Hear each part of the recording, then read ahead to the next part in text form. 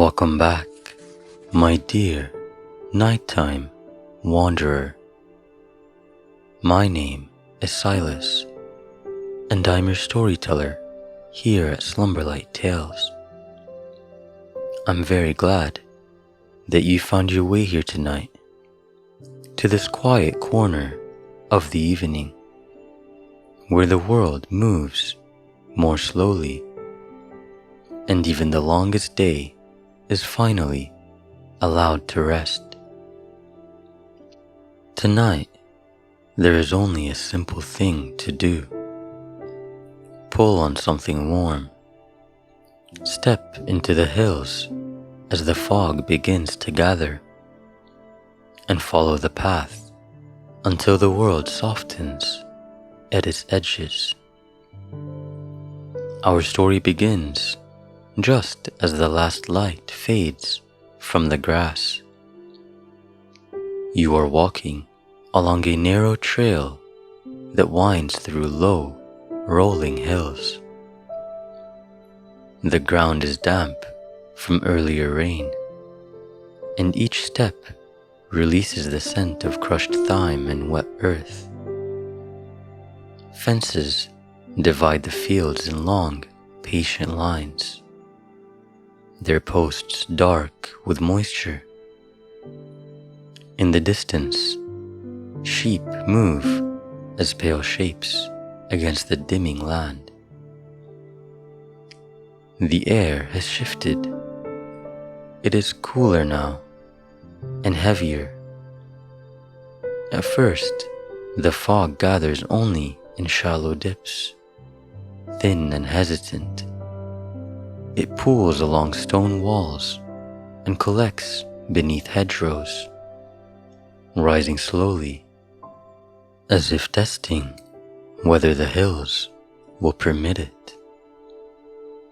You keep walking, and the sky above you deepens into a clear indigo.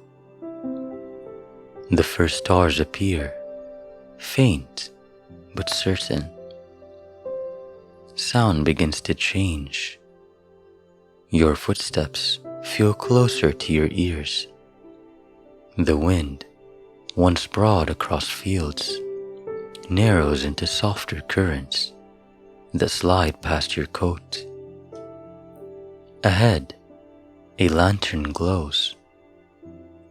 There should not be a lantern here.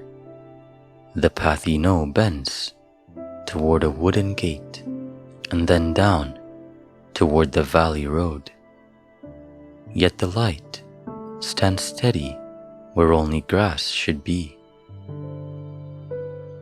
You approach, and as the fog thickens, the land begins to alter. Not abruptly, but by degrees.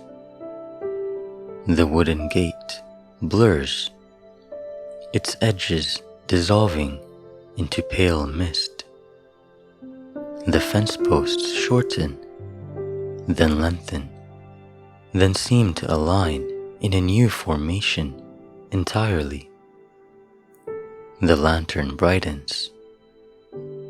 Beside it stands a tall figure in a long coat, hat brim low, one hand resting lightly on the iron post from which the lantern hangs. The flame within is hooded and warm, casting amber light that refracts through the fog like diluted honey. You've arrived at a forming, the figure says. Their voice is steady and grounded, neither surprised nor urgent. The density is good tonight, they say. You glance behind you. The trail has already softened, grass blending into pale drift. Ahead, where open field should stretch uninterrupted, a stone arch begins to take shape. It does not appear in a flash. It condenses, Fog gathers along invisible lines. Moisture beads, runs, and hardens into suggestions. The arch clarifies, stone by stone, its curve emerging from white air until you can see individual blocks, damp and dark, as if they have stood here for years. The figure lifts the lantern from its hook and hands you a smaller one. Its glass slightly fogged, its handle cool but steady in your grip. Stay near the light, they say. The streets are still aligning. You step beneath the arch.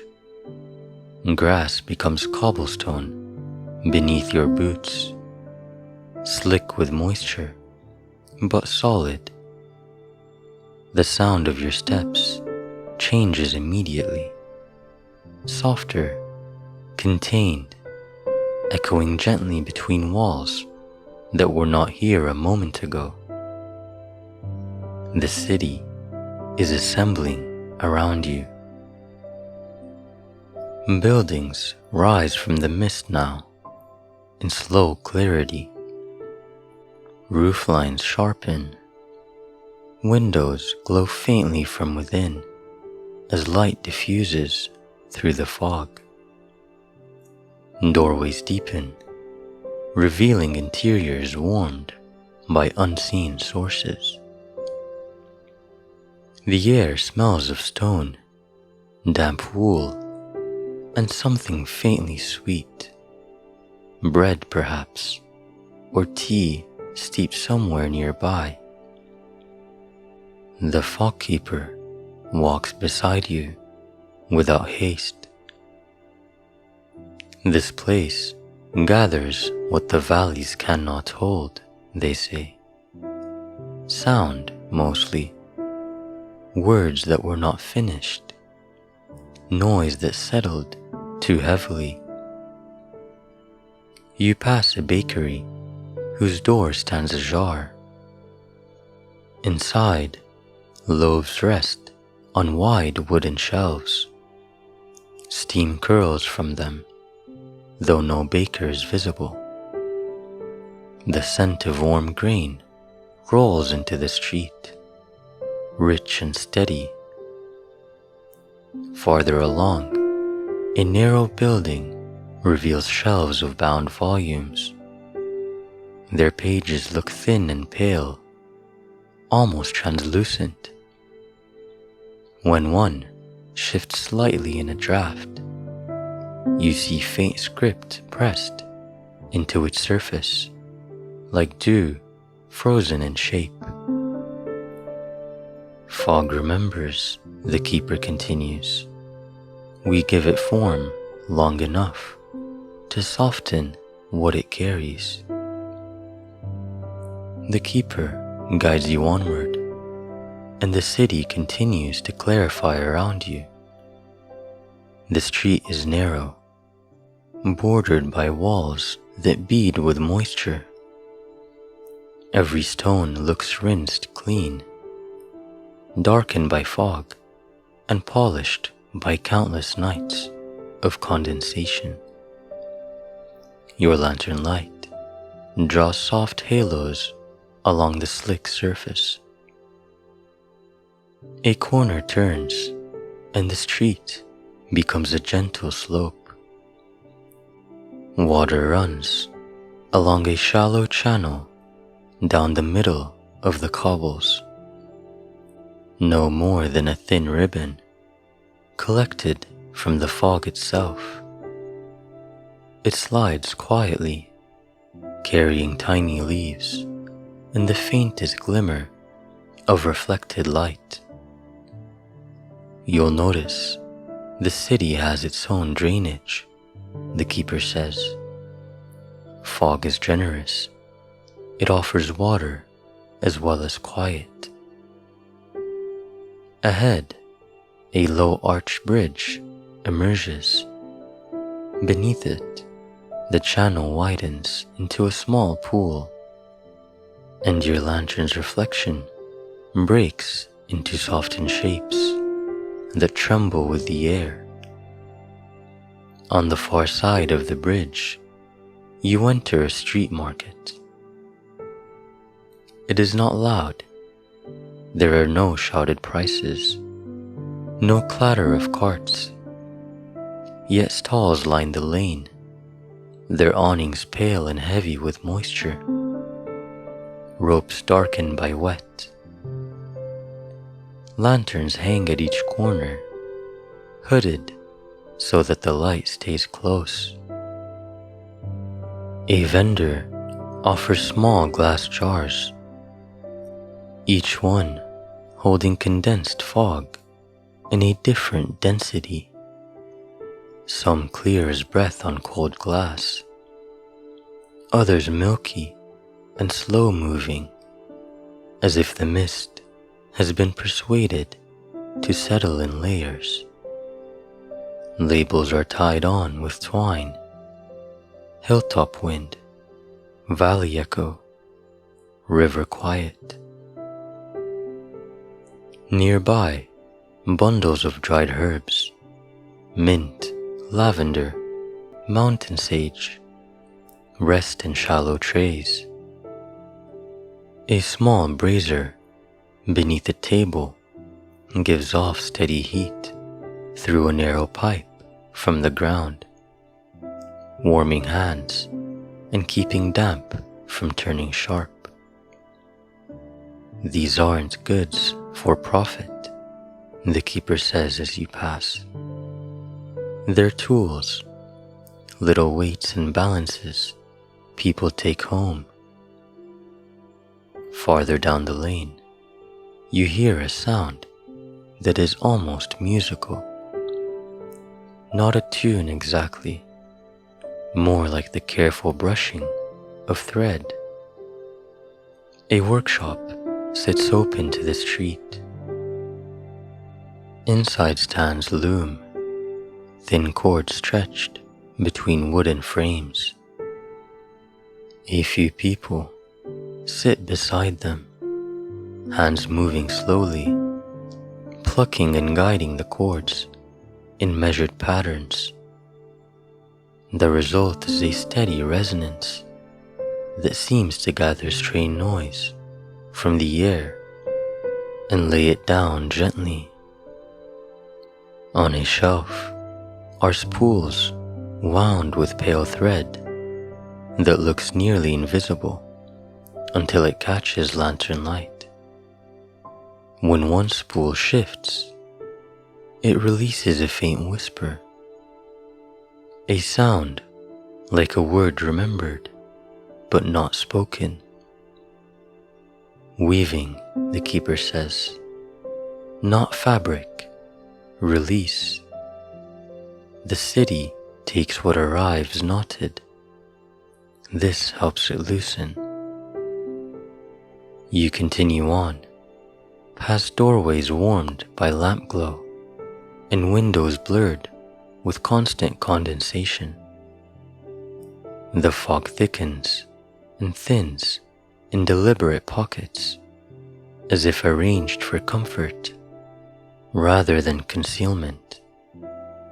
Ahead, an avenue opens with taller lantern posts. Their hoods are shaped like folded leaves, directing light downward in overlapping pools. The cobblestones here are smoother, worn by many feet, and your steps make a softer sound. At the avenue's center, a fountain emerges. It is not filled with water. Instead, a slow plume of mist rises from its basin, curling upward in gentle spirals before dispersing. Stones ring the edge, each etched with shallow grooves that guide the fog's flow. The fountain does not splash, it breathes. People pause near it with jars and cups. They hold them in the mist for a moment, then stopper them again, collecting only a measured amount. This is where the city equalizes, the keeper says, touching the rim with 2 gloved fingers. Droplets cling briefly to his fingers, then fall. If the fog arrives uneven, we correct it before it reaches the square, he adds. Beyond the fountain, sound seems to soften further. Even your breathing feels quieter, absorbed by damp stone. Lantern light turns every droplet into a brief spark that dims as you pass. In the distance, a low, steady tone sits almost beneath hearing. The air feels denser there, more deliberate. The keeper lifts their lantern slightly. The square will be clear now, they say. The boundary has settled. You pass a narrow passage where brass tubes run along the wall like orange pipes. Every few yards, a small grill opens to the street. From inside comes a faint, drawn-out hush, as if the city is gently inhaling. A clerk stands at a waist-high desk beneath a lamp. They slide small paper envelopes into slots labeled with places. Harbor, Farm Road, Upper Valley. The envelopes are sealed, not with wax, but with a pinch of dried mist pressed flat, leaving a pale thumbprint. Dispatch, the keeper says. When the fog has taken too much sound from a place, we send some back. Not the same words, just enough quiet to soften the edges. The clerk nods once without looking up, continuing their careful work as you move on. At the next corner, a set of glass chimes hangs beneath an awning. Wind moves through them in slow, uneven breaths, producing notes that are more felt than heard. A person adjusts the chimes by a finger's width, listening for the moment the tone settles into a gentle, rounded hum. The fog around the chimes thins slightly, as if the sound has given it permission to spread. The scent here is clean stone and warm metal, with a faint sweetness that lingers at the back of the throat. The keeper's steps remain even. Each time you hesitate, the lantern light seems to thicken ahead, drawing the route forward. The street widens into a square. Here, the fog thickens, not randomly, but deliberately, as though it has weight and direction. Lantern posts stand in measured intervals, their light muted and round. Beyond the circle of illumination, the mist grows dense and luminous. And in that luminous edge, something immense stands. At first, you think it's only a deeper pocket of fog. Then it shifts. A shoulder emerges, vast and curved, a suggestion of a head inclined slightly, condensation tracing the outline of a brow. The giant stands just beyond the city's boundary, where the fog meets the open hills.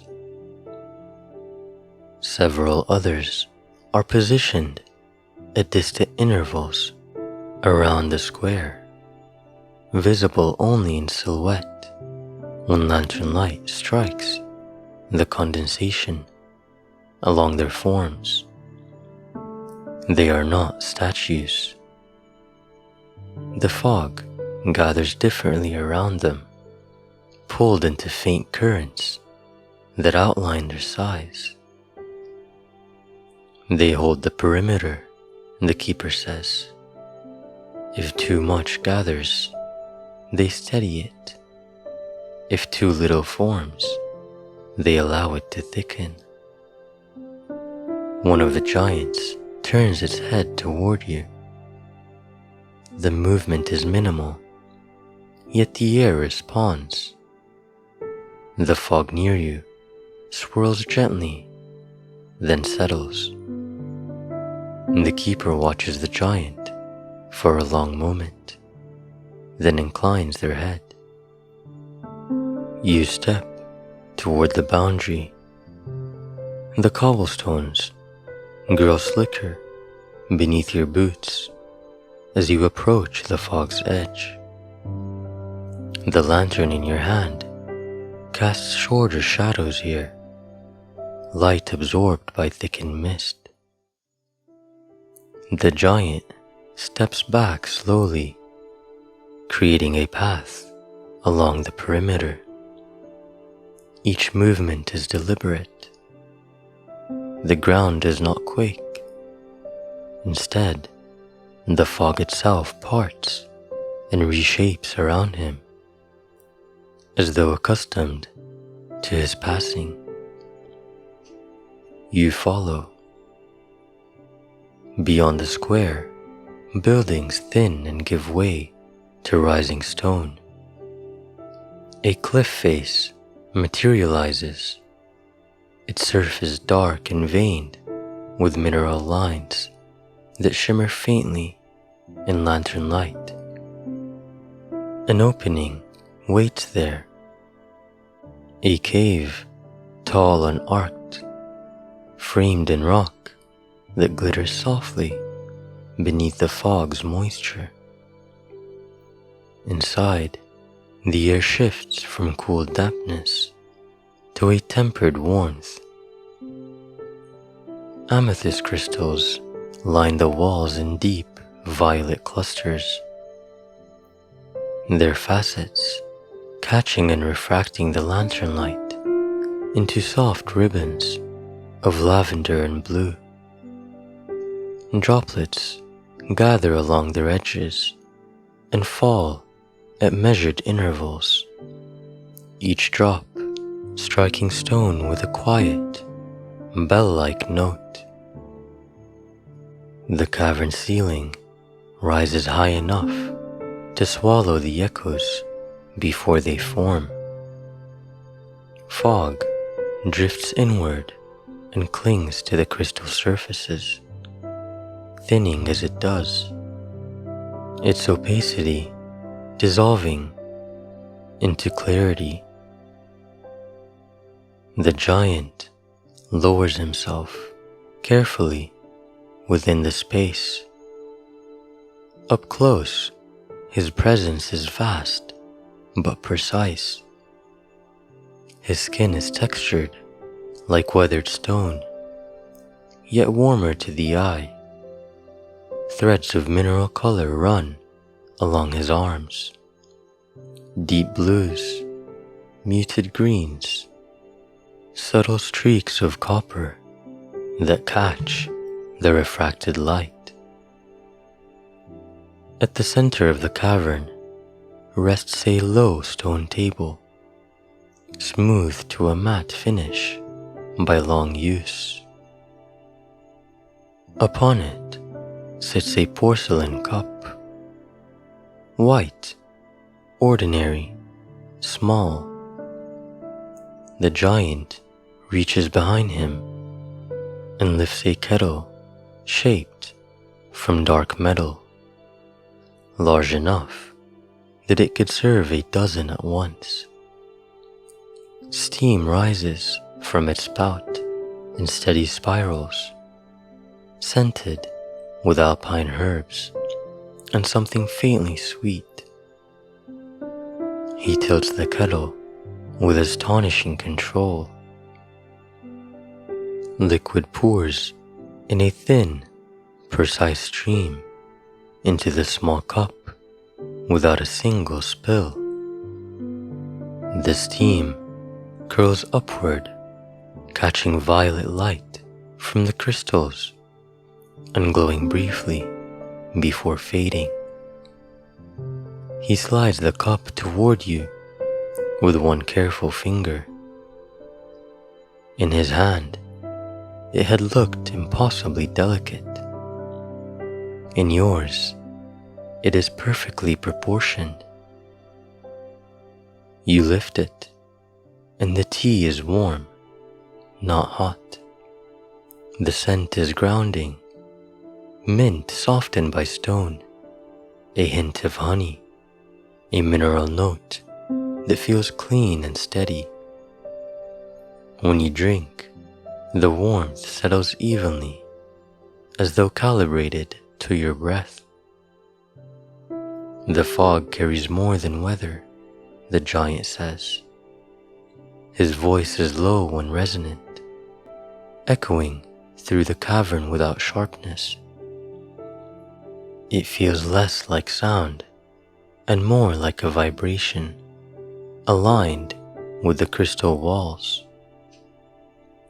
It carries accumulation, he continues. He gestures subtly toward the amethyst around you. The stone steadies what gathers. Without it, the city would thin too quickly. Without the city, the valleys would grow heavy. Another drop falls from a crystal point, striking stone with soft clarity. The fog drifting in from the entrance grows faint as it reaches the center of the cavern, dissolving into near transparency before slipping back outward again. The giant lifts his own vessel, larger, carved from stone rather than porcelain, and drinks in the same measured way. There is no ceremony in the gesture, only participation. You sit there for a time that feels neither long nor short. The tea cools gradually. The crystals continue their patient refracting. Outside, the fog shifts against the cave mouth, like a tide responding to a distant pull. When you finish, you place the cup gently back on the table. The giant inclines his head once. You step back toward the entrance, and as you emerge into the square once more, the city feels subtly altered. Lantern light has dimmed by a fraction. The air carries less weight. The fog keeper waits near the center, hands folded lightly at their sides. The redistribution begins soon, they say.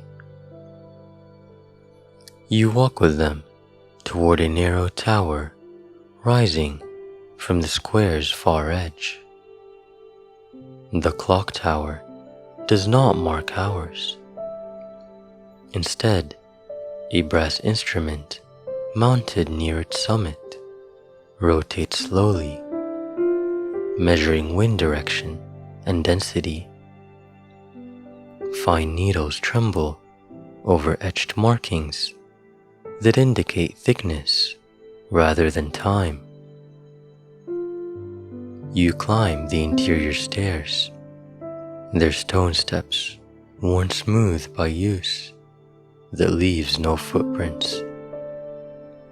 From the top, the city stretches outward in layered streets and softened rooftops. Beyond its edge, the hills are visible in overlapping suggestion. Real land and formed structure occupying the same space without conflict. A low bell sounds from somewhere below, not loud, but rounded. Windows dim slightly. Lanterns shift their brightness in a coordinated pattern. Along the perimeter, the giants reposition by small degrees, widening their stance or narrowing it in response to invisible currents. The fog begins to move, not in a chaotic drift, but in controlled streams. It flows outward from the square along invisible channels, slipping between buildings, down sloped streets, through the arch where you first entered. From above, it looks like breath released evenly across the hills. It will settle where it is needed, the keeper says. They hand you a small glass vial, stoppered and cool. Inside, a swirl of luminous mist turns slowly, like a thought given form. Carry it until morning, they say. Let it fade where you sleep. You descend the tower. Already, the city's edges are softening. A building's corner blurs. A cobblestone near your boot fades into suggestion. The bakery door closes without movement, its outline dissolving into pale drift. The giant near the square remains visible longer than the rest. His silhouette is steady against thinning fog, amethyst light faintly reflecting along the edges of his form. As you approach the arch, the lantern in your hand dims gradually, its flame lowering as the surrounding mist loses density. The stone arch softens into hedgerow. Cobblestone becomes grass once more, damp and cool beneath your boots. The square is gone. The streets are gone. Only the hills remain, silvered with dew beneath a sky now fully dark and steady with stars. Behind you, the fog lifts in long, quiet bands, revealing fence posts and distant sheep as if nothing had ever rearranged itself. In the valley below, lights from the scattered homes glow warmer than before, steady and calm. You hold the vial of mist carefully as you walk the familiar path home. With each step, it grows fainter, its glow diffusing gently until, by the time you reach your door, only a trace of luminosity remains. Inside, you set it upon a table. The final thread of fog unwinds and vanishes into the room, leaving the air feeling lighter, balanced. Outside, the hills stand ordinary and unchanged. Yet somewhere, when density rises and sound grows heavy, the lantern will glow again. The arch will condense. The cobblestones will form. And the giants will take their quiet places at the boundary, listening, studying, and offering tea in a cavern of amethyst, while the fog reshapes the night. For now, the world rests, and the quiet settles evenly across it.